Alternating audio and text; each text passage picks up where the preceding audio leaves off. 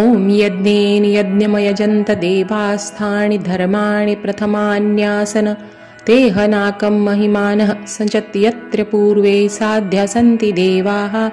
ॐ राजाधिराजाय प्रसह्य साहिने नमो वयं वैश्रवणाय कुर्महे समे कामान कामकामाय मह्यं कामेश्वरो वैश्रवणो ददातु। कुबेराय वैश्रवणाय महाराजाय नमः।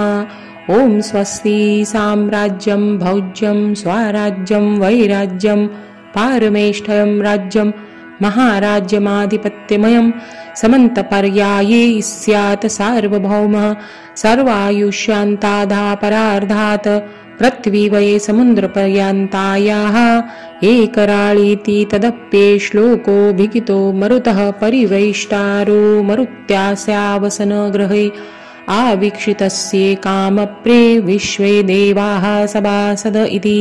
ॐ एकदन्ताय विद्महे वक्रतुण्डाय धीमहि तन्नो दन्ती प्रचोदयात् इति श्रीमन्त्रपुष्पाञ्जलिं समर्पयामि।